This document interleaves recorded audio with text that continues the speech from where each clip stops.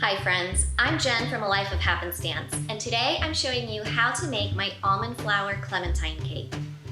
This cake is moist, it's dense, it's sweetened with honey, and it's totally delicious. Let's get baking.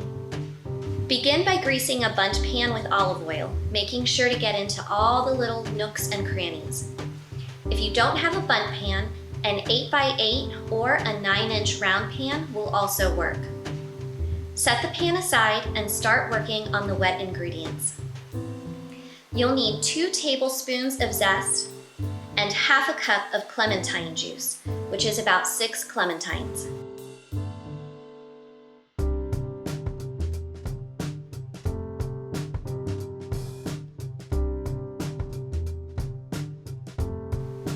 Crack 3 large eggs into a bowl. Then add the clementine juice, 2 tablespoons of olive oil, 1 teaspoon of vanilla extract, the 2 tablespoons of clementine zest, half a cup of honey, and 1 tablespoon of freshly grated ginger. 2 teaspoons of ground ginger will also work. Whisk until all the ingredients are well combined.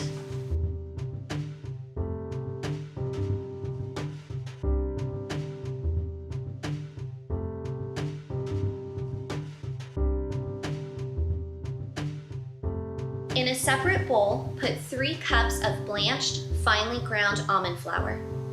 Then add 1 teaspoon of salt and 1 teaspoon of baking soda. Stir until well combined. Make a little well in the center of the bowl before pouring in the wet ingredients. Whisk the mixture together, making sure to break up any clumps.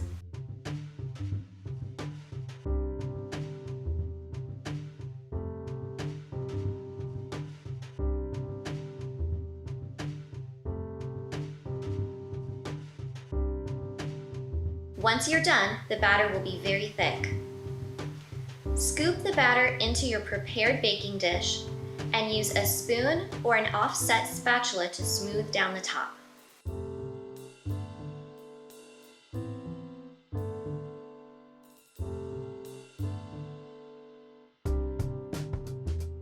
Give the pan a little jiggle and tap on the counter a few times.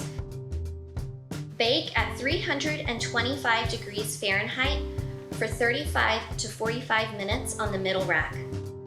If you're using a Bundt pan, gently run an offset spatula between the pan and cake. Allow the cake to cool for 15 minutes. Then invert onto a cooling rack or a plate. The frosting for this cake is totally optional. Here's how to make it. You'll need 2 tablespoons of clementine zest, which is for garnishing your cake later. You'll also need 2 tablespoons of clementine juice.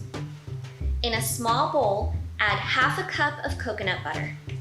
Mine is homemade and there's a link for it in the description. Pour in 3 tablespoons of honey along with the 2 tablespoons of clementine juice.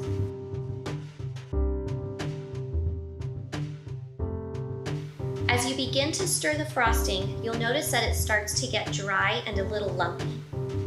Just add warm water a little bit at a time until you get a smooth consistency. I ended up using a 1/4 cup of water.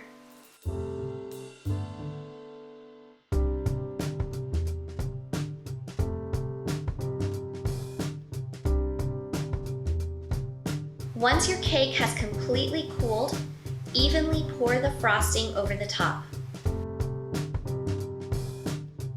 Garnish with the reserved clementine zest and enjoy.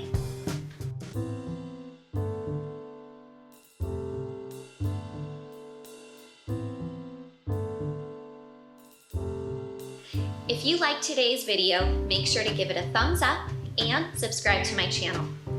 You can find this full printable recipe along with over 100 more over on my website, alifeofhappenstance.com, which I've linked below. Thank you so much for joining me in the kitchen today. I'll see you next time.